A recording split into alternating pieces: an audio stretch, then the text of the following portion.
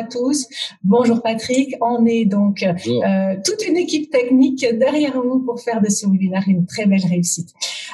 Tout d'abord, donc, un webinaire sur une heure pendant laquelle donc, nous allons discuter d'entreprises responsabilisantes, d'entreprises collaboratives et donc de résilience.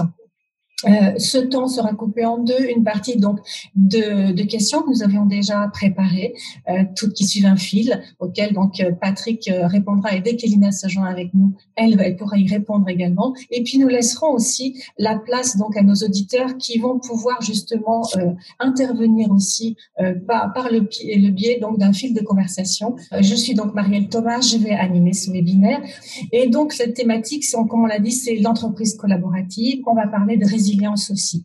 Et je voudrais poser avec vous rapidement donc la définition en fait de ces deux termes qui sont importants, organisation collaborative et résilience.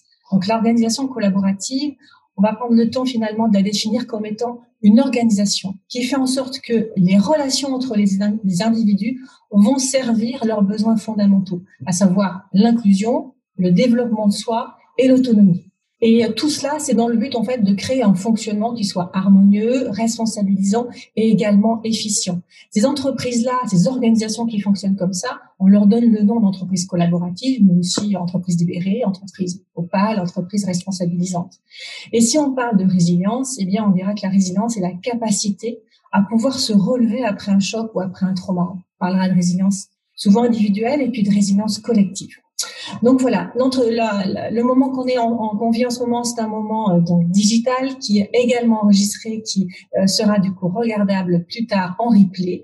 Et donc on va commencer tranquillement ce webinaire dans un cadre, comme vous pouvez le voir, d'authenticité absolue, de sincérité absolue, de transparence technique, mais également de transparence dans nos témoignages, dans cette capacité aussi d'écoute. On espère vraiment de tout cœur qu'Elina va pouvoir nous rejoindre rapidement. J'aimerais donc vous présenter nos deux orateurs. Avec donc, vous avez certainement vu leur bio, et c'est certainement aussi eux qui vous ont attiré aujourd'hui. Donc, Elina Badès, quand elle nous rejoint, est directrice des services tertiaires d'EDF. Elle conduit une transformation de son service de 2000 personnes depuis déjà quelques années. Et Patrick Mégaré, c'est le directeur général de la Caisse primaire d'assurance maladie des Yvelines, qui lui aussi, depuis 2011, conduit une démarche nommée très joliment Colibri. C'est OK pour toi, pour la présentation, Patrick, c'est bon? Oui, très bien, pas de problème, tout va bien. Donc, pour démarrer ce moment d'échange, pour le moment avec toi, j'aimerais qu'on puisse rentrer dans le côté très pragmatique. Qu'est-ce qui, au cours donc de ces derniers mois, dans la CPAM justement, qu'est-ce qui a illustré pour toi la résilience dont a fait preuve la CPAM? Plusieurs choses ont illustré la résilience. Ce qu'il faut voir pour donner le contexte quand même, c'est que dans l'assurance maladie, on a été frappé de plein fouet parce que comme il y avait une épidémie, une pandémie même, oui, le nombre de dossiers sans travail, plus 100% de courriels. Et tout ça avec mon personnel qui tombait malade ou qui était un peu paniqué par les transports en commun en région Île-de-France. Et donc, ce qui a bien illustré, je crois, c'est qu'à un moment, il a fallu à la fois que j'assure le service public et que je protège mon personnel. On avait 25% de télétravailleurs. Et finalement, j'ai dit, tout le monde va partir avec son ordinateur sous le bras, qu'il soit portable ou pas, ça fait rien. Et là, on est parti là-dessus. Et ce qui a bien illustré, je crois, c'est que les gens s'en sont sortis. Et ce qui est intéressant, c'est qu'on vient de faire une enquête, justement, sur le télétravail et le déconfinement. Et à partir de là, encore ce matin, il y a un groupe qui s'est constitué pour co-construire l'avenir après le déconfinement, comment pour aller plus loin. Et il y a 95% des répondants qui ont déclaré avoir réussi à s'adapter à la situation, 87% qui vivent bien les circonstances de travail actuelles, 98% des salariés se sentent à l'aise avec les outils de travail à distance, et 9 managers sur 10 ont mis en place un dispositif d'animation à distance. Tu parlais de résilience, oui. Franchement, je ne m'attendais pas aussi bien. Hein. Ça fait presque Corée du Nord, si je puis dire, comme sondage. Mais je crois que tout ça, c'est grâce au travail qu'on avait fait préalablement, dont on pourra parler après. Et je voulais citer une anecdote qui est quand même assez extraordinaire. On est dans un service public avec pas mal de syndicats, etc., comme souvent en France, en Belgique aussi, je pense. Et j'ai reçu un mail du secrétaire du comité social d'entreprise qui m'a adressé ses plus vives félicitations quand même pour l'avoir vraiment régulièrement informé et pour les décisions qu'on avait prises dans l'intérêt du personnel et du public. Ben ça, je peux dire que je vais l'afficher, franchement, parce que c'est fantastique, quoi. Voilà. Elina, es-tu prête donc à nous rejoindre et toi aussi à nous partager une illustration, une anecdote dont ton service support chez EDF a fait preuve au cours de ces dernières semaines? Alors, pour moi, la résilience, c'est comment on peut transformer un drame en occasion de grandir. Oui. Et je trouve que lors de cette crise, on a fait plusieurs choses. Notamment, on a fait en sorte que finalement, ça ne soit pas un drame pour les collectifs. Et on en a fait des occasions de grandir sur nos grands axes de vision, à savoir la création de valeur, la performance, l'innovation digitale et aussi la construction de nos collectifs. Et ce que je voudrais illustrer particulièrement sur ces trois grands sujets, c'est d'abord qu'on a mis quasiment 2000 personnes du jour au lendemain chez eux, dont à peu près 50% n'avaient jamais télétravaillé. Des exigences de performance, puisque on avait des activités comme la paye qui sont essentielles, comme la clôture comptable, comme aussi d'autres activités de type gérer des parcs véhicules, payer surtout des factures à nos producteurs d'énergie. Et donc, on a réussi à mettre toutes nos équipes en ligne et elles ont réussi à réaliser l'ensemble de leurs objectifs et même à faire au-delà. Et elles ont fait au-delà parce que elles ont aussi réussi à innover et notamment à saisir les opportunités qui se présentaient. Par exemple, en matière digitale, elles ont décidé que finalement, il fallait trouver des moyens astucieux d'éviter le papier, alors que jusqu'à présent, on ne s'était pas toujours posé la question de manière aussi rapide et radicale d'arrêter le papier. Donc, on avait des contrats qui arrivaient papier et hop, là, elles ont trouvé des solutions extrêmement astucieuses pour traiter tout ça. Et enfin, sur le chemin du collectif, cette résilience, moi, je la vois dans la manière dont ces équipes ont fait grandir leurs propres équipes. Et où finalement, elles ont réussi à créer quelque chose d'encore plus fort que ce qu'il y avait auparavant. Voilà, donc pour moi, c'est ça la résilience de notre organisation dans cette crise, c'est avoir réussi à traiter tous les sujets, avoir réussi à faire grandir les collectifs, avoir réussi à innover. Mais au-delà de ça, il y a un sujet encore plus important que j'ai envie d'évoquer aujourd'hui, c'est que ça a créé de la transversalité et de la solidarité. Pourquoi ? Parce que certaines équipes se sont retrouvées chez elles, mais avec une activité extrêmement importante, et certains membres de l'équipe qui ne pouvaient plus forcément télétravailler aussi facilement, avec des enfants en bas âge. Et des gens qui n'étaient pas équipés immédiatement parce qu'il nous a fallu, même si c'était un beau record, environ 3 semaines pour équiper les personnes qui n'étaient pas encore équipées. Donc des équipes qui étaient en surcharge, on va dire, et puis des équipes qui étaient un petit peu moins chargées parce que certaines activités n'avaient plus lieu d'être dans cette crise. Et ce que j'ai trouvé remarquable et qui est pour la plus grande illustration de la résilience, c'est que dans cette situation, des liens se sont créés et une solidarité pour faire en sorte que les managers ou les équipes qui avaient encore de la capacité se sont vus ont proposé aux autres équipes qui étaient en surcharge de l'aide. Voilà, c'est mon illustration que je trouve la plus marquante et c'est celle sur laquelle j'avais envie d'insister. Merci beaucoup, Elina. Cette notion de solidarité, j'aimerais bien qu'on en reparle un peu avec toi, Patrick, parce que je sais qu'effectivement, la résilience dont vous me parlez, qui a été collective, mais qui s'est du coup manifestée par une résilience individuelle, j'aimerais bien que toi, tu viennes illustrer comment tes collaborateurs ont pris les choses en main avec cette orchestration de leur planning familial, justement, dont tu parlais, Elina, avec ces jeunes enfants. Je te laisse la parole, Patrick. Oui, ils ont pris les choses en main de différentes façons. Tout d'abord, c'est vrai, par rapport à ceux qui avaient des difficultés à cause de leur milieu familial, leurs enfants, etc., ils ont accepté de commencer à travailler à 6 heures le matin. C'est quand même pas évident. Parce que ils me disaient, mais moi j'ai des enfants, ça va être dur. Ben, j'ai dit, écoutez, moi, faites ce que vous pouvez, mais faites-le. Si vous faites 3 heures par jour, on vous comptera une journée complète, évidemment, mais au moins vous nous rendrez service et on amortira le choc. Donc ça, ils l'ont fait. Il y en a même qui ont travaillé le samedi en heures supplémentaires cette fois-ci. Et puis là où ça se compliquait, c'est que pour régler les indemnités journalières, c'est une prestation très complexe. Et là, on n'avait pas assez de ressources. Donc, on a essayé de diviser les tâches. Ils ont fait preuve d'imagination. Ils ont formé très rapidement par du learning, par le web, des gens à régler les dossiers moins complexes pour faire un tri, pour réserver les dossiers complexes à ceux qui étaient vraiment chevronnés. Et c'est comme ça qu'on a réussi à faire face en s'organisant. Donc, ils ont changé de métier carrément. Ils se sont mis à faire ça. Il y a un de mes soudires qui l'a fait pour voir. Il dit, j'en pouvais plus à la fin de la journée, j'avais mal à la tête tellement c'est compliqué. Donc, on se mettait à leur place. Ça, c'est bien. Et moi, ce que je voudrais dire, c'est que finalement, quand on a un héritage positif, c'est mieux que de compenser un héritage négatif. Moi, je sais que j'ai des collègues qui ont été pris de court et il y a eu du retard à l'allumage, passez-moi l'expression. Alors chez nous, tout de suite, comme il y avait une confiance, les gens se sont dit, ben on y va, on va se débrouiller. Puis comme ils étaient autonomes, finalement, ils ont fait ce qu'ils ont pu en se connectant comme ci, comme ça, à gauche, à droite. C'est ça qui fait que ça a bien fonctionné, quoi. Hein. Et puis, ce qu'on a fait quand même, on a créé un site collaboratif dédié exclusivement au Covid-19.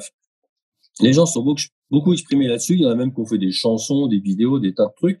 L'idée, c'était qu'il y ait des messages réguliers, qu'il y ait de la transparence. Moi, je communiquais aussi pas mal. C'était une façon de garder du lien, en plus de ce que faisaient les managers par ailleurs, bien sûr. Et ça a permis d'avoir du soutien pour les gens, de continuer à créer de la cohésion à distance. Parce que moi, je pense que le management de proximité, c'est pas une question de proximité géographique forcément. On peut très bien passer à côté des gens sans jamais les regarder dans le couloir. Mais on peut être à 200 km en étant plus proche des gens parce qu'on s'intéresse à eux, qu'on parle avec eux et qu'on échange régulièrement avec eux. Voilà.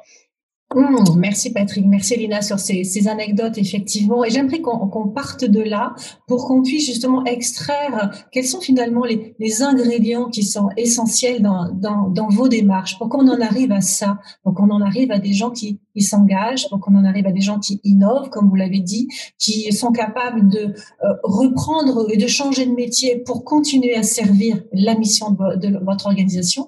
Donc pour vous, on commence peut-être par toi, Elina, si tu veux bien. Quels sont pour toi donc les ingrédients essentiels pour permettre cela? Je pense que le premier ingrédient, c'est la transparence. Et la transparence, c'est savoir vraiment donner la situation telle qu'elle est, partager sur à la fois ma charge de travail, mais aussi, comme il vient d'être dit, sur mes difficultés personnelles, comment je peux faire avec mes enfants, etc. Donc, une transparence qui a été travaillée avant et qui fait que dans ces périodes-là, on va oser dire les choses. On va pouvoir à la fois mesurer de manière pragmatique, mais aussi oser dire des choses un peu plus intimes et plus difficiles à dire. Et puis, je pense que le pendant, c'est les qualités d'écoute du reste de l'équipe, du manager évidemment, qui va être à l'écoute de ces sujets-là. Et moi, j'avais envie d'ajouter autre chose qui me semble hyper important autour de comment je fais pour demander de l'aide. Et finalement, est-ce qu'on a pu travailler avec nos managers ou avec nos salariés pour qu'ils aient la possibilité, l'envie, le courage de se dire je vais demander de l'aide à d'autres. Et je pense que tout ça veut dire que on les a préparés avant, on les a préparés à être eux-mêmes, à être authentiques. Je crois qu'on a déjà parlé ensemble de ces grandes valeurs qui sont les nôtres, l'engagement, l'authenticité, l'ouverture. Et donc, quand on est authentique, on est capable de demander de l'aide, de demander conseil. Et je pense que pour ça, il faut qu'il y ait des fondamentaux de confiance. Et je pense aussi qu'il faut, dans ce cas-là, un certain nombre d'éléments avant de pouvoir s'adresser à quelqu'un d'autre pour demander de l'aide, notamment se dire j'ai des limites, c'est impossible pour moi de tout savoir. Et en plus, la crise nous a beaucoup aidé là-dessus parce qu'on était dans une situation inédite. Donc c'est encore plus facile de dire dans cette situation inédite, moi je ne sais pas tout. Voilà. Et quelquefois, on peut avoir du mal à dire je ne sais pas tout parce qu'on peut imaginer que être vulnérable ça peut être synonyme d'incompétence. Pour moi, pas du tout. Être vulnérable, ce n'est pas être incompétent. Montrer sa vulnérabilité, c'est une chose essentielle pour un manager, notamment. Et montrer sa vulnérabilité, la crise a pu énormément nous aider à développer cette valeur-là, parce que par rapport à ce virus, on était tous vulnérables. Quelle que soit notre situation, notre endroit, notre responsabilité dans l'entreprise, on avait cette même vulnérabilité. Et je pense que ça a été un élément, un ingrédient essentiel de cette démarche pour faire que les gens finalement se sont lancés, ont eu le courage et la force de demander de l'aide. Et pour moi, demander de l'aide, c'est vraiment une preuve de force et un facteur clé de résilience. Merci Elina. Si je devais effectivement reprendre rapidement ce que tu viens de nous parler, tu nous as parlé donc de l'ingrédient de transparence qui a besoin effectivement, qui va nécessiter de l'écoute, qui va aussi nécessiter la considération de l'autre dans ses contraintes. On a parlé aussi donc longuement de demander de l'aide sous forme de courage, sous forme également d'authenticité et donc que tout cela est bien porté par un socle de confiance. Merci pour ces ingrédients de ton côté. Et de ton côté, toi, Patrick, quels sont pour toi les éléments ou les ingrédients essentiels à tout ce que vous avez fait preuve? Oui, les ingrédients essentiels, c'est en effet, c'est tous les leviers sur lesquels on a joué depuis maintenant bientôt 9 ans. Hein. Oui. C'est-à-dire le sens, la confiance, l'autonomie, la reconnaissance, la fierté d'appartenance. C'est à chaque fois, il y a tout ça qui fait que les gens, finalement, on voit bien qu'ils s'expriment librement, ils prennent des initiatives, ils n'ont pas peur de faire des erreurs, entre guillemets. Et ça les libère complètement. Parce que je pense que la confiance, c'est un réducteur de complexité, comme je te disais l'autre jour. Tu vois, j'adore la formule. Ben oui, c'est la fille du temps, quoi, la confiance. Bien sûr, tu accordes ta confiance comme ça, mais après, il faut la construire, bien sûr, sinon, ça repose sur rien. Et ça s'est vraiment bâti au fil du temps. Et dans ce cas-là, les problèmes deviennent faciles à résoudre, quoi. C'est-à-dire, on passait pas des heures entières à discuter sur des problèmes, ainsi de suite. On allait vraiment à l'essentiel. Bon, ce qu'a dit Elina, la transparence, c'est très important parce qu'il fallait montrer qu'on agissait, qu'on était conscient de la gravité de la situation, mais qu'il fallait quand même qu'on fasse quelque chose. Par exemple, chez nous, il fallait quand même qu'il restait malgré tout du courrier à ouvrir parce que les professionnels de santé font pas tous ces échanges de données informatisés et les assurés non plus. Je passe sur les détails. Bon, ben là, il a fallu que des gens viennent dans des conditions très difficiles, avec des protections, ainsi de suite. Ben, ils sont venus. Alors évidemment, on a fait un effort en leur payant l'indemnité de repas le midi et puis en faisant en sorte qu'ils utilisent un véhicule pour venir et pas les transports en commun. Mais on a travaillé beaucoup sur les valeurs. Je voulais insister là-dessus parce que des fois c'est un peu contesté ça, mais les valeurs c'est aussi nous c'est tourné vers l'avenir. Il y a une valeur, c'est tous engagés pour assurer. Et quand on a travaillé sur les valeurs, il y avait quand même 40% de gens qui ont dit oui, on veut bien travailler sur les valeurs. On a eu 500 personnes dans des ateliers. Et après, on a fait en sorte qu'elles soient mises en œuvre, ces valeurs, évidemment, sinon ça reste affiché. Mais ça, je crois que ça a créé de la cohésion. C'est-à-dire qu'on a dit, mais on est tous engagés pour assurer, quoi qu'il advienne, il y a un service public qui est en plus tellement important en période de crise sanitaire. C'est évident, parce que si les gens ne peuvent pas aller chez le médecin, sont pas remboursés, ça tourne à la catastrophe, le pays s'écroule, quoi. Et donc, je crois que tout ça, mais ça s'est fait au fil du temps. Et je crois que c'est bien, c'est qu'on prépare des périodes qui vont être très dures en faisant ça. Parce que quand c'est une vitesse de croisière, n'importe quelle personne peut diriger une boîte comme ça, à la limite, ça marche presque tout seul, ça marche sur 3 pattes, d'accord. Mais tandis que là, c'est quand même autre chose. C'est quand même autre chose. Et à l'issue, je voulais dire, nous, on n'a pas de casse. Je pensais qu'on aurait un peu de casse. Il n'y a pas de casse. Les burn-out, les dépressions, que sais-je encore. Ça, c'est quand même chouette. Parce que c'était pas gagné du tout. C'était pas gagné du tout. Voilà, moi, ce qui me paraît nous avoir caractérisé dans cette période-là. Donc, merci Patrick. Et là, c'est pareil. Rapidement, pour reformuler, toi, tu as parlé de sens. On retrouve évidemment la confiance qui est commun et largement. Et de toute façon, je pense que Elina aussi partage ce que tu as dit. Tu as parlé d'autonomie. J'ai aussi apprécié la notion de fierté d'appartenance parce qu'on sent qu'effectivement, il y a une mission civique qui est très, très forte par votre activité. On a parlé également de valeurs que vous avez déterminées ensemble et qui vous a permis, en tout cas l'événement vous a vraiment permis d'incarner en fait ces valeurs-là. Aujourd'hui, comment, alors tous ces éléments fondamentaux, comment vous souhaitez, vous pouvez faire en sorte que ça perdure? Je crois qu'Elina, tu avais commencé à répondre là-dessus. Qu'est-ce qu'on en tire de bon de ce qui est en train de se passer? Je peux faire le fil de ce que j'avais envie de partager avec vous, qui m'a vraiment fait réfléchir. Bon, c'est vrai qu'on avait déjà travaillé sur ces sujets de transparence, de confiance, etc. Mais voilà, cette crise, moi, elle m'a vraiment touchée au sens de la vulnérabilité. Et donc, je peux poursuivre un peu là-dessus si vous voulez. Je t'en prie, vas-y. L'humilité. Voilà. Alors, je partage tout à fait ce qui vient d'être dit. On a eu vraiment des salariés extrêmement impliqués. On a eu des gens qui se sont organisés de manière incroyable. Ça a dépassé vraiment tout ce qu'on pouvait imaginer. Et ça fait lien avec quelque chose qui est vraiment fondamental, je pense, c'est que on n'imagine jamais la puissance qu'on peut avoir dans nos équipes. On la sous-estime assez souvent. Et si je fais le lien encore avec la demande d'aide, on peut jamais préjuger de l'aide qu'on va pouvoir obtenir parce que quelquefois, on a un peu tendance à mettre les gens dans des cases de il a telle compétence ou telle autre, mais on n'imagine pas la puissance aussi de ces à la fois de ses valeurs individuelles, de ses compétences individuelles, parce qu'il va faire partie d'un réseau, parce qu'il connaît un tel ou un tel, parce qu'il a telle passion dans la vie qui fait qu'il va nous aider.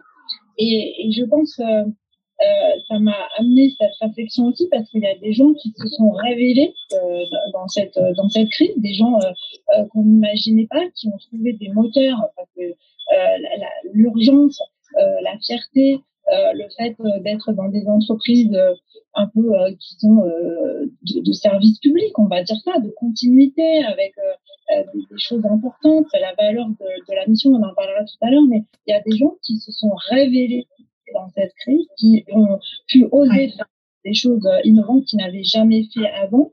Et je pense que ça amène les managers, en tout cas moi, ça m'a amené à me dire, mais on sous-estime énormément la valeur de nos équipes et on sous-estime souvent l'aide qu'ils peuvent nous apporter.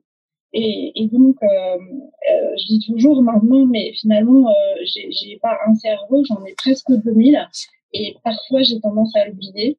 Et cette crise me permet de me dire maintenant, chaque matin, attention, il y a vraiment une capacité dont je n'imagine même pas la puissance avec moi. Et je pense que ça, c'est un des enseignements, c'est comment on fait aujourd'hui pour continuer à nourrir nos collaborateurs avec ce qui a fait les ingrédients de cette crise, c'est-à-dire la mission, la vision, le sens, mais aussi la fierté. C'est un élément important. Chez nous, il est extrêmement important parce qu'on fait partie des fonctions qu'on appelle un peu support. Enfin, voilà. Et donc, les fonctions support, c'est pas noble. Donc, nous, on est dans une entreprise industrielle. Donc, c'est vrai que on a tendance, et c'est normal, hein, à valoriser d'abord des ingénieurs, des gens qui sont sur le métier ou des gens qui vendent, etc. Et nous, on a un peu le support. Voilà, on fait la paye, on fait la compta, on s'occupe des voitures, etc., des archives, voilà. Et là, on s'est aperçu dans cette crise que finalement, les fonctions support, c'est ça qui faisait tourner cette boîte pendant la crise. Parce que si on ne paye pas les salariés, ça va pas bien se passer. Parce que si on ne paye pas nos fournisseurs, on a vraiment un enjeu sociétal et fondamental d'éviter de leur faire perdre cette trésorerie. Voilà, et je pourrais donner d'autres exemples comme ça. Donc, les ingrédients de fierté, il faut qu'on puisse surfer dessus aujourd'hui parce que on a généré une fierté incroyable et par la capacité qu'ont eu nos équipes de traiter l'urgence, de faire ce qu'elles avaient à faire et mieux encore. Et en même temps, de pouvoir avoir cette nouvelle image de sans moi, l'entreprise ne tourne pas. C'est des choses qu'on ne voit pas, mais en fait, si la paye ne tombe pas, je pense qu'on a des gros problèmes. Voilà. Et donc, l'enjeu, c'est vraiment de dire, n'oublions surtout pas que ces gens-là qui se sont montrés, ces salariés, cette force de frappe, ces 2000 cerveaux qui ont été là pendant la crise, il faut surtout continuer à entretenir cette fierté, à entretenir leur cerveau, leur envie, leur motivation. Oui, j'entends bien l'enjeu. Hein. C'était ça dont je voulais justement qu'on évoque maintenant ensemble. Juste avant de continuer, je voudrais rappeler à nos super auditeurs qu'ils peuvent poser toutes les questions qu'ils veulent de façon à ce qu'on continue à nourrir cet échange avec vous. Donc, j'ai compris que l'enjeu, là, aujourd'hui, c'était de maintenir en vie ces ingrédients de confiance, d'authenticité, d'engagement, de fierté, d'appartenance et toute cette partie-là. Concrètement, comment vous, en tant que dirigeant, vous pouvez mettre en œuvre justement ce qu'il faut pour que ça perdure? Est-ce que tu veux prendre la parole, Patrick, là-dessus? Oui, je rejoins ce que disais en début d'intervention. Hein. La meilleure façon, c'est de leur donner la possibilité d'exprimer ce qu'ils souhaitent pour l'avenir. Donc, c'est ce groupe de travail qu'on a créé avec il y avait bien plus de candidats qu'il y avait de postes pour répondre. Et c'est comment on continue pour simplifier les circuits, pour améliorer encore et développer plus le télétravail, se familiariser avec les outils. Oui. Pour être plus performant. On a bien vu que là, en début de réunion, ça marchait pas forcément bien. Et puis finalement, ça, je crois, ce qui compte, c'est de reprendre la main sur son environnement. Parce que si je prends la main sur mon environnement, d'un seul coup, je deviens engagé parce que je fais des choses concrètes et qui ont du sens. C'est aussi bête que ça. Et je sais que les gens, là, se sentent concernés et ils ont plus besoin qu'on soit derrière eux pour leur dire ce qu'il faut faire. Puisque le cadre est déjà défini, ils savent qu'ils ont une certaine productivité à faire, c'est évident, parce que si on règle pas les dossiers, les gens, ils auront pas leur substitut de revenus à l'arrivée ou leur remboursement de leurs soins. Donc c'est tout ça à la fois. Moi, je dirais que c'est presque dans la continuité ce qu'on a fait. Ça tombe bien parce que depuis le temps qu'on travaille sur cette transformation managériale, on a fait beaucoup de choses et on s'était dit que maintenant, on arrivait à une étape de consolidation. Il s'agit plus de faire de très grandes choses, comme on a pu faire, qui étaient des bouleversements importants, c'est-à-dire de continuer sur ce qu'on a fait. Et ça, je crois que c'est ce qui va être bien parce qu'on est à fond dans la co-construction et donc ça va leur appartenir, ça. Et c'est ça qui est bien. Ouais, très bien. Et toi, Elina, donc j'entends effectivement. Alors en fait, ce que tu dis, ça vient complètement illustrer la définition qu'on a posée tout à l'heure de l'organisation collaborative, avec ces trois, d'aller répondre à ces besoins qui créent mon engagement en tant que collaborateur, mon appartenance, ma capacité de m'élever au sein de l'organisation et en même temps ma capacité de m'auto-diriger et de prendre des décisions dans mon périmètre. Elina, de ton côté, est-ce qu'il y a des groupes aussi qui se sont montés par rapport à ça au niveau pour conserver cette résilience-là? Oui, on a des réflexions également, bien sûr, sur le travailler autrement demain, auquel on fait participer nos salariés et on se réinterroge sur tout ça. Mais j'allais dire, le sujet, c'est aussi comment on continue à instaurer une culture qui va continuer à encourager ces belles choses qu'on a vues pendant la crise, notamment par exemple je parlais de l'entraide, c'est vraiment ce qui m'a marqué et c'est quand même pas toujours facile dans les organisations qui sont les nôtres, qui ont des hiérarchies, hein, même si, dans chaque équipe on fait des choses. Donc comment on poursuit avec cette culture qui encourage l'entraide.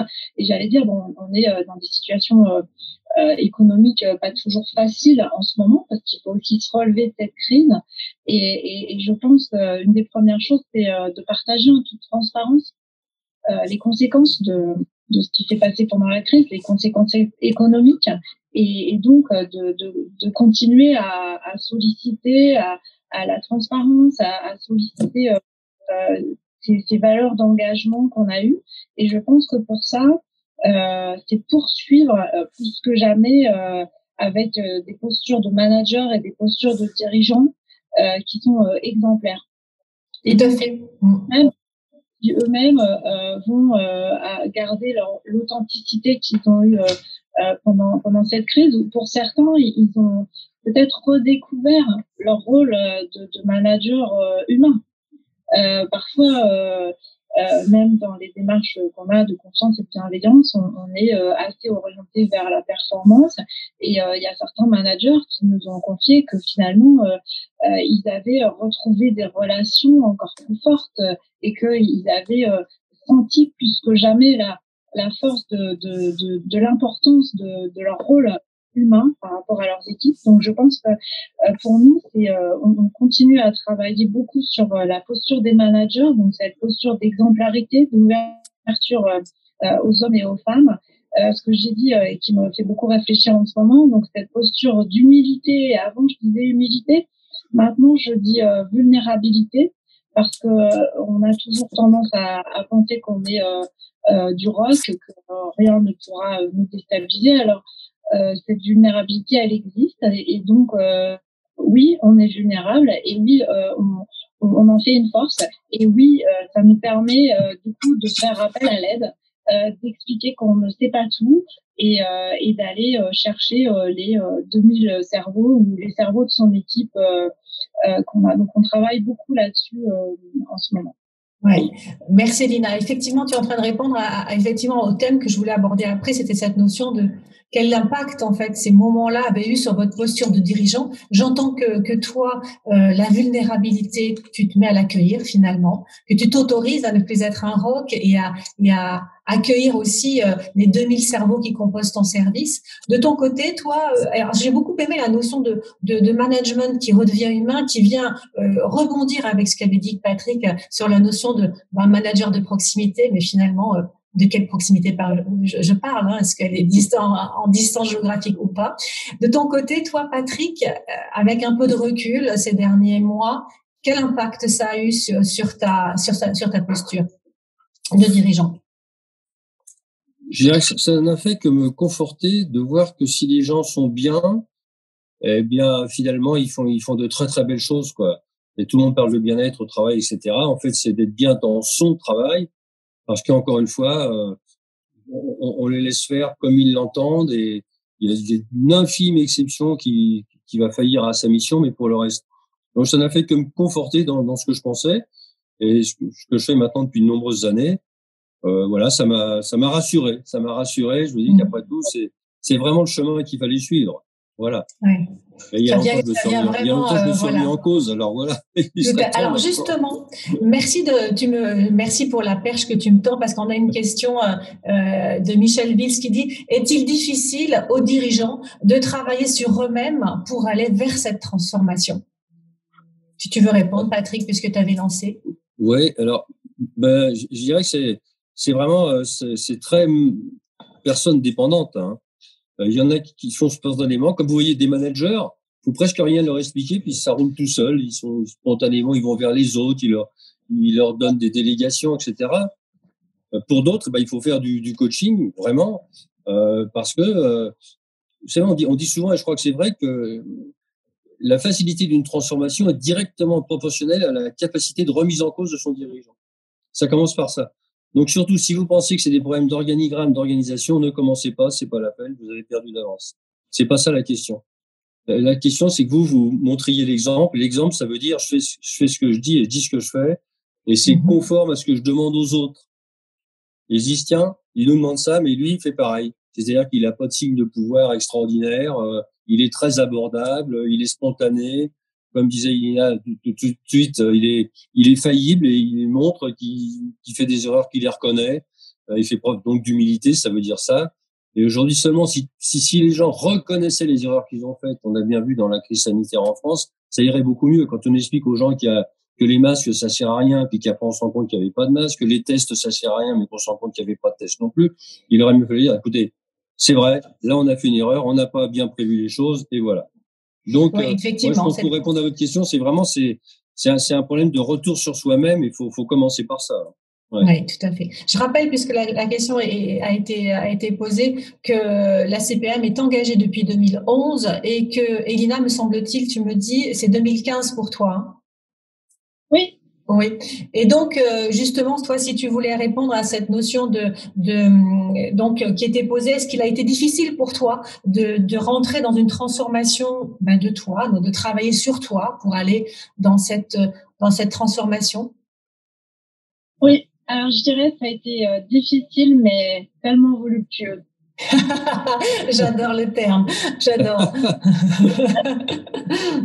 Eh bien, parce que moi, je suis une financière, donc je rentrais dans les sujets quand même beaucoup plus par de l'analytique, par du financier, voilà.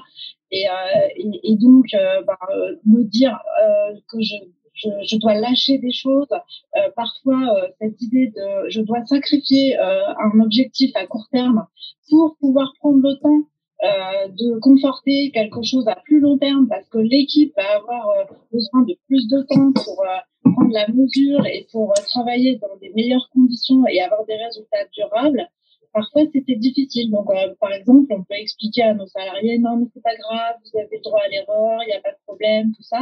Et puis, un jour, quelqu'un vient me dire, bon, bah voilà, en fait, on a une recommandation des CAC. Et là, faut vraiment prendre sur soi, quoi, parce que on dit, oui, bon, c'est pas grave, on va apprendre de nos erreurs. Mais n'empêche que le truc, il est là et on n'a pas forcément la spontanéité immédiate. Il faut vraiment se dire, il faut que je sois cohérente avec moi, etc. Et dire, c'est bien quand on a planté un truc qui est un truc important. Voilà, c'est quand même pas toujours facile de l'accepter, en tout cas les premières fois. Et j'allais dire voluptueux, parce que quelque part, on se recentre sur ce qu'on est vraiment. Et pendant peut-être des années, quand on travaille beaucoup sur son rationnel, sur les objectifs, on a envie de rentrer dans un costume de dirigeant. En plus, quand c'est une femme, enfin, je pense que c'est peut-être encore un peu plus difficile. D'ailleurs, je vous raconterai une anecdote après sur la vulnérabilité et les femmes. Et donc, quelque part, on se forge parfois peut-être une personnalité qui n'était pas totalement la nôtre au fond. Et je pense que rentrer dans ces démarches de transformation, à la fois pour nous permettre, en tout cas m'a permis, d'être souvent, de redevenir aligné à des valeurs et d'être encore plus authentique, honnête et plus en alignement avec moi-même. Et donc, c'est en ça que je dis que ça a été voluptueux et délicieux. Et oui, là, oui. Ce que je voulais faire sur la vulnérabilité, j'ai lu récemment, je ne sais plus vous donner la référence, mais une enquête qui justement qui disait, c'était sur la demande d'aide, et qui disait que en fait un manager femme qui demande de l'aide ne va pas être jugé comme incompétent. En revanche, un manager homme qui demande de l'aide est jugé comme incompétent. Ça en dit long sur les stéréotypes que hommes et femmes. C'est juste une parole. Merci en tout cas, c'est toujours intéressant effectivement ces croyances qui sont associées à différentes postures et au genre à ce niveau-là.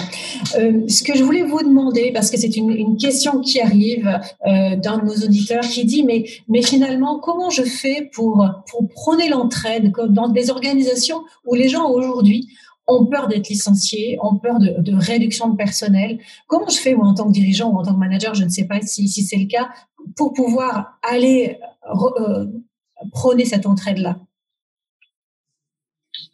Qu'est-ce que vous auriez à répondre à cette question? C'est Catherine Alexandre qui nous l'a transmis. Merci à elle.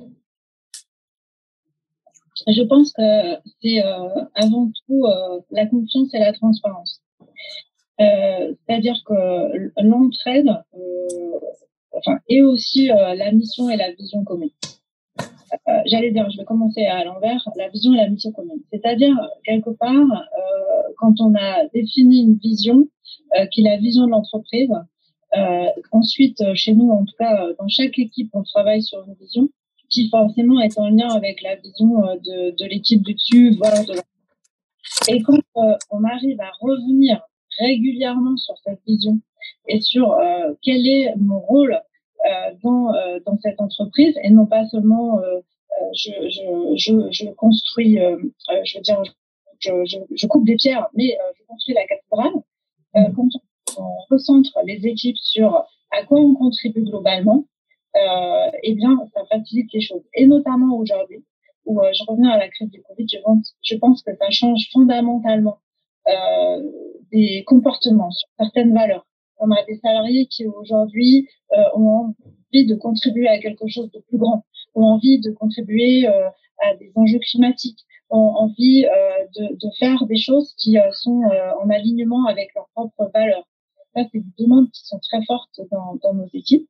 Donc, le fait de rappeler sans cesse dans ces équipes que on est une équipe, on a des enjeux d'équipe, mais on fait partie d'un tout qui est plus grand et qui a des valeurs encore plus importantes et qui nous permet de participer à quelque chose de plus fort. Je pense que ça contribue à l'entraide. Et c'est notre rôle de dirigeant sans arrêt de rappeler le sens, de rappeler la vision plus lointaine, de rappeler les enjeux qui nous tirent. Après, la réponse suivante, c'est souvent oui, mais on a quand même des objectifs par équipe, et donc si je vais aider le voisin, je ne vais pas forcément tenir mes objectifs. Et là, il y a deux valeurs qui sont clés, qui sont celles que je mentionnais tout à l'heure, mais je pensais que l'essentiel était d'abord la vision, c'est pour ça que j'y suis revenue. C'est bien la transparence, la bienveillance, l'écoute et le fait de savoir se dire des choses. Savoir que une équipe est sans jugement. Et donc savoir qu'une équipe à côté est en ce moment en capacité un peu plus élevée et sans la juger, sans dire ah bah oui forcément du coup il y a du monde en trop, voilà effectivement on va réduire les effectifs, voilà, se dire que à un moment on a une vision transparente des choses, que quand j'ai de la capacité, ben je le dis, quand je suis en surcharge, je le dis, mais c'est mesuré, c'est factuel, c'est partagé, voilà. Donc ça permet d'aller beaucoup plus vite à l'entraide parce qu'on a supprimé la notion de jugement et du coup le risque derrière est beaucoup plus facile à gérer. Voilà. C'est notre manière de faire. Je dis pas qu'on fait parfaitement à ça. On est vraiment sur le chemin. C'est le chemin issu du Covid qu'on poursuit ensemble. Mais je pense que c'est aussi là encore par le comportement des managers qui vont eux-mêmes être transparents, qui vont eux-mêmes aller chercher de l'aide ou dire ben voilà j'ai de la capa, est-ce que quelqu'un a besoin d'aide? Et c'est à nous de favoriser ces. Donc j'entends qu'effectivement, comment je peux générer de l'aide, comment je peux retravailler l'entraide avec mon équipe, même s'il y a des peurs de licenciement, de réduction du personnel. Pour toi, les premières actions, c'est de retravailler le sens, de retravailler la vision, qu'est-ce qu'on fait ensemble, tout en étant dans une capacité d'écoute et de considération de chacun dans l'expression de ses peurs, en fait, pour qu'on puisse néanmoins aller ensemble. Donc, il y a une vraie transparence qui est proposée. Les choses doivent être dites, même si elles sont pas agréables. J'entends on est bien d'accord, Elina. Il y a une vraie, je dépose la vérité finalement et ensemble, on continue dans le sens des valeurs et dans le sens d'une vision, quitte à la reposer, puisque la situation a certainement bousculé la vision. Est-ce que tu avais envie de compléter ce que disait Elina, Patrick, parce que je pense que la question, elle est tellement partagée par beaucoup d'entreprises aujourd'hui. Oui, bien sûr. Je serais tenté de dire que j'aurais plus tendance à faire confiance à un salarié qui s'est porté volontaire pour aider les autres. Si je devais faire du tri dans le licenciement, je dirais celui-là au moins, il s'est retroussé les manches, il a essayé d'aller à gauche, à droite. C'est la première chose. Et deuxièmement, nous, dans les récompenses qu'on a pu donner suite au Covid, là, on a vraiment tenu compte du fait de ceux qui étaient allés aider les autres, qui s'étaient donné beaucoup plus de mal, parce qu'on a pu attribuer des primes avec des montants différents. Et ça a été un élément pour nous dire. Celui-là, il s'est vraiment donné du mal. Il a essayé de faire un autre métier, de se former. Il a commencé tôt le matin, etc. Voilà. Donc, alors effectivement, c'était une réponse pas trop en accord avec la question, mais en tout cas, merci pour cette précision-là. Non, parce qu'effectivement, l'idée c'était de dire comment je fais pour remettre l'entraide dans une entreprise ou une organisation où les gens ont peur finalement d'être licenciés. Donc c'était. En passant à une autre question qui arrive, qui revient en fait sur la notion de posture et de transformation des dirigeants, avec une question qui est presque une conclusion qui dit mais finalement, on peut pas convaincre un dirigeant de se transformer. C'est une question. Est-ce que finalement, il faut être prêt pour y aller dans cette transformation-là? Oui, effectivement, c'est à lui d'être prêt. La question est très pertinente. Hein. Si le dirigeant se sent pas prêt, il commence pas. Voilà, c'est comme ça. Donc c'est à lui de réfléchir sur lui-même. Encore une fois, de prendre un coach, d'avoir des lectures, des visites à gauche, à droite. et de faire un retour sur soi-même, quoi. C'est à quoi je sers. Et enfin, moi, j'arrive en fin de carrière, c'est plus facile. Si on se retourne, et qu'est-ce qu'on a fait, quoi?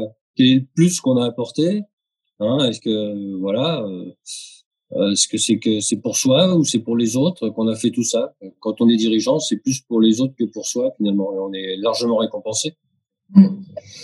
Alors, l'heure tourne très très vite. Je voulais quand même aborder une thématique avec vous qui nous tenait à tous à cœur. Hein, c'était de parler de raison d'être. Je voudrais évoquer justement avec vous, parce que vos deux organisations portent une mission de service public qui est très forte. Et je voudrais savoir, est-ce que vous pensez que la raison d'être a vraiment particulièrement servi de phare aux actions de chacun et de chacune de vos collaborateurs et de votre posture dans cette période-là? Puisqu'on parlait de vision justement tout à l'heure avec Elina. Est-ce que tu veux prendre la main peut-être, Patrick? Oui, chez nous, c'est presque évident parce que nous, la raison d'être, c'est l'accès à la santé des gens. Donc, ce qu'il y a de plus précieux finalement. Hein. Ça, les gens disent, moi, je donnerais toute ma fortune pour être en bonne santé. Donc ça, c'est ce qui nous caractérise. Alors ça, c'est les valeurs de la sécurité sociale et de l'assurance maladie en particulier. Et après, il y a les valeurs de la caisse, dont j'ai évoqué tout à l'heure certaines d'entre elles. Il y en a 5 qui ont été vraiment déterminées. Donc chez nous, c'est la raison d'être, elle est presque naturelle. C'est ce qui fait le plaisir de travailler dans ce service public, quoi. Et toi, Elina, qu'est-ce que tu en penses de cette raison d'être? Est-ce qu'elle a bien servi de phare aux actions, aux décisions?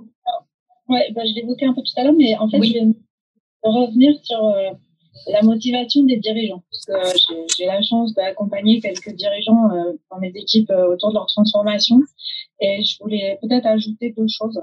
Vas-y, je t'écoute. C'est qu'on n'est pas envie de se transformer. Il y a des leviers à aller chercher. Pour moi, il y a 2 sujets. L'essentiel des dirigeants avec qui j'ai pu discuter, qui n'avaient pas encore envie de se transformer, et c'était lié à la peur. La peur de casser quelque chose dont ils ont l'impression qu'ils le maîtrisent, dont ils ont l'impression que ça fonctionne, la peur d'aller chercher peut-être leur enfant intérieur, leur vérité, leur authenticité, etc. Et donc, moi, je pense qu'avec les dirigeants, on travaille déjà sur ces sujets-là, pour certains. Et pour d'autres, c'est qu'est-ce qui les fait se lever le matin, qu'est-ce qui fait que quelles sont leurs motivations, avec voilà. Et après, pour certains, ce qui va les pousser à changer, ça va être la peur d'être licencié, la peur d'échouer, la peur. Voilà. Là, à l'inverse, il y en a, c'est la peur qui va les animer. Et puis il y en a d'autres, c'est simplement le challenge. Et puis voilà, personnellement, moi, ce qui m'a conduit à changer, c'est vraiment l'envie de transformation, le plaisir qu'on trouvait dans la transformation. Donc je pense que quand on accompagne les dirigeants dans leur transformation, il y a un vrai travail de détection avec eux de où sont et les freins et les leviers de motivation. Et je pense qu'il y a un vrai accompagnement à faire avec eux là-dessus. Voilà, c'était juste, je voulais rajouter une petite parenthèse parce que c'est vraiment c'est des questions que je me pose pas tous les matins. Et je pense que dans nos rôles de dirigeants, il y a le rôle d'inspiration, le rôle d'exemplarité, mais aussi le rôle d'aller chercher la motivation de nos collaborateurs sur la transformation. Et personnellement, j'y passe beaucoup de mon temps. Alors, en fait, sur la raison d'être, merci. Quelque chose qui arrive en numéro 1 de tous les sujets de transformation, d'accompagnement des équipes. C'est un des premiers points clés sur lesquels on leur demande de travailler. Je l'ai dit tout à l'heure, on a aujourd'hui des équipes et des salariés qui ont envie de participer à quelque chose de plus grand. Il y a une sensibilité aujourd'hui autour du climat, autour du social. Enfin voilà, je sais pas si c'est que dans notre entreprise, mais en tout cas, j'ai l'impression que c'est une vraie vague suite au Covid. Voilà, plus jamais pas. Voilà, chacun a ses convictions, et je trouve que l'entreprise est un endroit où du coup on partage en ce moment pas mal de convictions là-dessus.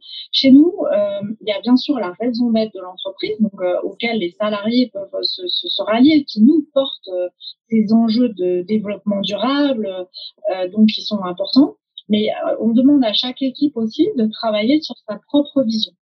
Et pour moi, c'est clé et c'est fondamental dans la suite de tout l'accompagnement de ces démarches de responsabilisation qui, chez nous, sont axées responsabilisation, mais axées autour de la performance. Parce que quand ensuite les choses avancent et quand on vient challenger soit leur performance, soit le niveau de satisfaction des salariés dans les équipes, soit leur morale, leur charge de travail, etc., on re-questionne leur vision. C'est-à-dire qu'on va leur dire, mais ok, alors là, vous aviez posé la vision de être innovant, agile, reconnu pour son expertise, des choses comme ça. Et on leur dit, ok, alors là, vous êtes toujours bien dans votre vision, vous êtes à l'aise par rapport à cette vision. Voilà. Et je pense que c'est vraiment le phare, le point clé qui fait qu'on peut accompagner des équipes parce que régulièrement, on va leur rappeler qu'elles-mêmes, elles ont décidé de cette vision. Et voire parfois de challenger sa vision en leur disant, mais aujourd'hui, est-ce que cette vision, c'est toujours ça qui vous anime? C'est ça, c'est vraiment là-bas que vous avez envie d'aller. Voilà. Et donc, ça, pour moi, c'est fondamental. Merci beaucoup. Merci à toi, Elina. Merci, Patrick. Donc, on vient de passer quelques grandes minutes ensemble autour de ce webinaire. On a parlé de résilience. Moi, j'ai envie de conclure que vos deux organisations sont vraiment résilientes et que effectivement, à travers ces quelques semaines, vous êtes déjà en train de poser les briques d'une organisation qui devient de plus en plus agile ou qui ancre l'agilité au niveau donc de vos organisations. On peut aussi en conclure que la résilience, elle est portée par chacun, en fait, chaque collaborateur à son niveau, il a fait preuve d'adaptabilité, d'agilité, et que ça, tout ça s'est rendu possible, eh bien, grâce à tout ce que vous aviez fait avant. Il y avait cette notion de ce climat de confiance. On a beaucoup parlé d'authenticité, on a beaucoup parlé de vulnérabilité, on a parlé d'écoute, de transparence. Donc, effectivement, c'est ce climat-là qui permet à l'entreprise collaborative d'exister. Qu'est-ce que vous, pour terminer, quel dernier petit mot rapide, je vais dire ça avec une petite consigne, clin d'œil à Elina, je vais d'ailleurs commencer par Patrick. Quel dernier petit mot tu aimerais nous dire avant que l'on se quitte? Le petit mot que je voulais dire, c'est oser, commencer par des petits pas. Et l'essentiel, c'est ça, c'est d'essayer. Et après, vous verrez, ça se déroule tout seul. Merci. La stratégie des petits pas, effectivement, très, très belle stratégie. Elina, quel dernier petit mot tu souhaiterais nous donner à nos auditeurs? Moi, j'ai envie de vous dire, chassons l'absurde, cultivons l'incroyable. Très joli, chassons l'absurde. Ok, écoutez, merci beaucoup. Donc, une stratégie des petits pas dont l'objectif est d'aller chasser l'absurde, d'aller mettre de la transparence, de la confiance. Et vraisemblablement, avec ça, on a la résilience. Merci infiniment à tous. Donc, comme je vous l'ai dit, ce webinaire est enregistré. Il va être retravaillé pour pouvoir donc être disponible en replay. On vous informera, chers auditeurs, donc par mail du lien de ce replay. En tout cas, merci à vous. Merci Elina pour cette persévérance à nous rejoindre. Merci Patrick pour vos sourires à tous les deux, votre authenticité et toute la sincérité de vos propos. Passez tous une très très belle journée. Merci à vous. Merci, bonne journée, au revoir. Merci, au revoir.